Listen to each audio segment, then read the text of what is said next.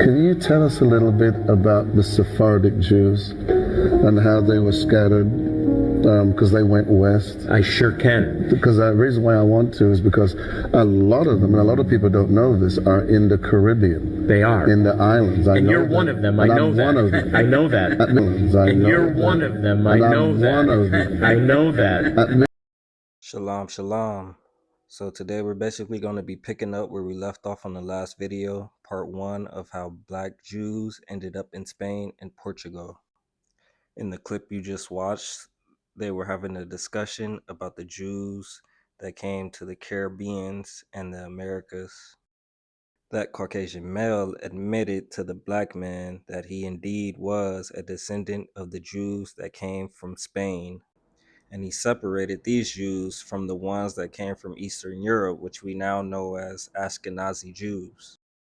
In this specific video, I won't go deep into why these groups of Jews are separated from one another and why they are so diverse from one another, but the Bible does a great job of explaining the disconnect between the two. And that's not even mentioning the history of Ashkenazi Jews being the slave owners of the Jews that came to the Americas and the Caribbean islands. In fact, a Jewish scholar who wrote The Secret Relationship Between Blacks and Jews admitted that 75% of all Jewish families own slaves. But we'll get back to that at a later point. Today, we're going to be discussing the Black Jews that came from Spain and Portugal. You know, the ones who had to endure the curses of Deuteronomy chapter 28, verse 15. Now, while it may come as a surprise for some people, Black people had a presence in Europe long before the 15th century slave trade.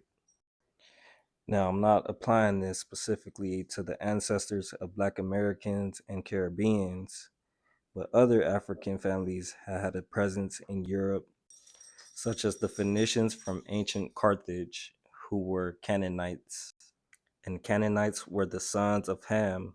They established a presence in the Mediterranean from North Africa all the way to the coastal areas of Europe. In fact, Spain is the landing point that Hannibal the Great used to make his attack on Rome. So it is probably thanks to the Carthaginians that the Jews from Israel were able to settle in what we now know as the land of Spain. Now, I cannot pinpoint when exactly the Jews arrived in Spain, but I do know that the Bible references the Jews residing in Spain in both the Old and New Testament. I'll start with the Old Testament, which dates back to nearly 700 BC. Obadiah chapter 1 verse 20 says there are captives from Jerusalem who are living in Sepharad, which is another word for Spain. And in the book of Jonah, it says that Jonah fled Israel going west by ship. He most likely was headed towards the Iberian Peninsula, which we now call Spain. Lastly, the Apostle Paul had wrote a letter to his exiled brethren who were residing in Spain, saying that he had hoped to visit them. Romans chapter 15, verse 24. I hope to see you in passing as I go to Spain and to be helped on my journey there by you. At present, however, I am going to Jerusalem bringing aid to the saints. Now, unfortunately, the Apostle Paul never got to see his brothers in Spain, and we'll explain that shortly. But from the timeline we're given from both the Old Testament and New Testament, we can see that the Jews were already in Spain 5 centuries before the birth of Yeshua, or Jesus, if you call him. Now, possible reasons they could have settled so far away from their homeland in Israel could be due to the curses mentioned in Deuteronomy chapter 28, as well as to escape a judgment that they knew was coming due to the Old Testament prophets warning them, such as Ezekiel, Jeremiah, Isaiah, who all prophesied the destruction of their nation. Unfortunately, this was the fate that the Jews could not escape throughout all their history. The small glimmers of hope for them quickly vanished after the rebuilding of the temple and the birth of the Messiah. So on cue with prophecy, the Jews would go on to face tough persecution by the Romans after the crucifixion of their Messiah. Now during this time, the Jews were already considered to be the enemies of Rome due to their constant revolts. while at the same time the Jews began to spread their own faith into pagan Rome, adding even more animosity between the Romans and the Jews. The spreading of the gospel shook the entire foundations of imperial Rome. Many more Jews and those who adopted their faith were persecuted. This faith, the gospel of Yeshua, was the polar opposite of the pagan customs that Romans enjoyed for centuries. This severe persecution did not cease until the Romans were able to come up with their own version of what they called Christianity.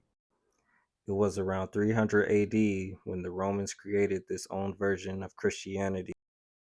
It is in my opinion that the rulers of Rome did so in order to maintain influence and authority over a populace which was now beginning to accept the laws and commandments of a foreign god who has given authority to one man they just so labeled as the King of the Jews.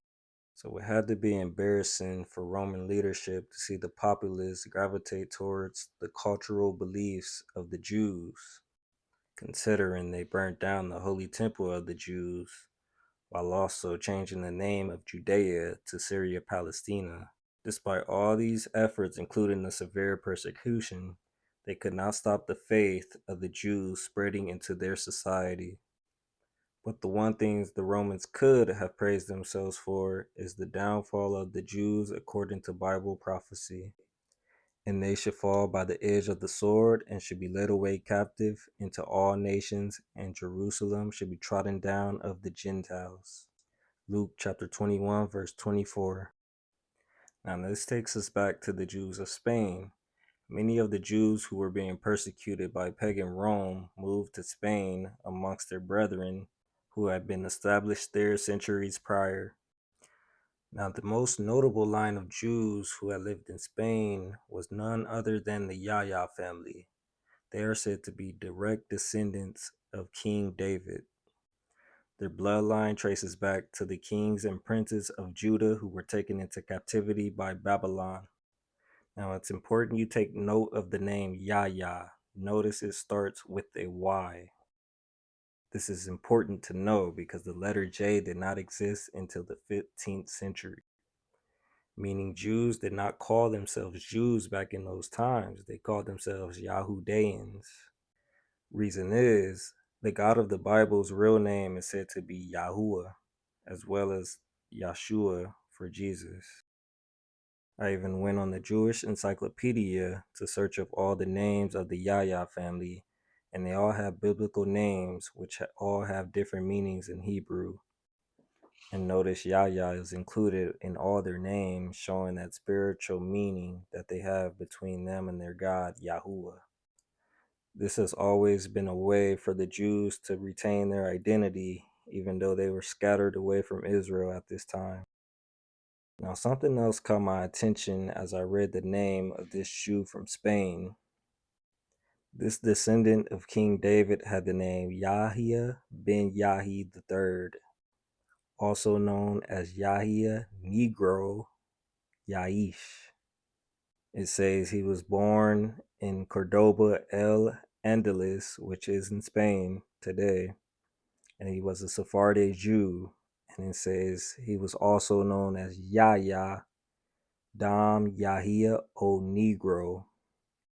This title, Dam Yahya o Negro, was given to him by the Portuguese. It is known as the Lord of the Aldea dos Negros. Forgive me if I mispronounced that.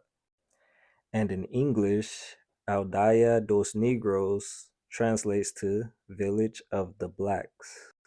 So not only was Yahya given the name Negro as some sort of moniker or nickname, if you suppose, but he was also known as the Lord of the Village of the Blacks. This village was his own village. These were his own people that he was living amongst, and he was the leader of them. Them as in the Jews. So why were they called Negroes or blacks? When you think of the word Negro or black, what comes to mind? I know a group of people that still go by those terms, but let's see if the Portuguese and the Spaniards had the same meaning as we do nowadays.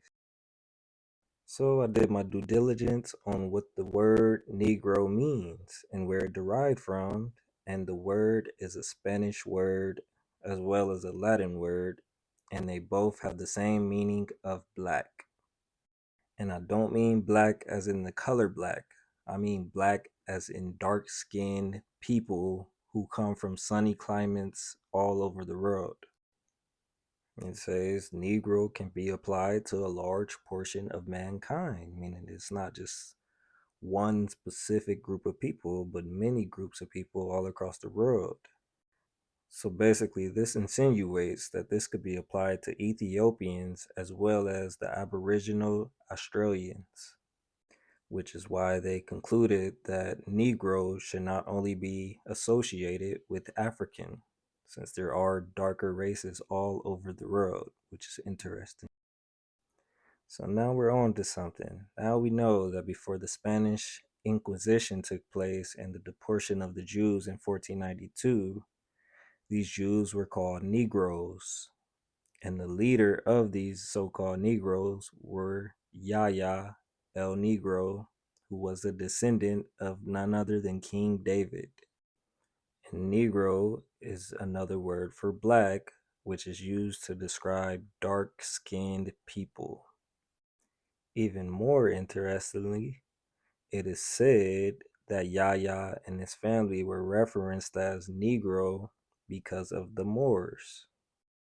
Now, if you know your history, you would know that the Moors were also living in Spain during the time that the Jews were there. The Moors were known as Muslims. So if the Jews bore the term Negro in reference to these Moors, let's see how they were described. Okay, so here's what the Britannica says. It says Europeans depicted Moors as being black, swarthy, or tawny in skin color. This would make sense considering majority of them came from northern Africa. And that part of Africa is known for having the Sahara Desert. So it's very hot out there. So it definitely explains why the Moors were considered black in appearance according to the Europeans at that time. So now we know the Jews of Spain were called Negroes in reference to having the same dark-skinned complexion as the Moors who came from Africa.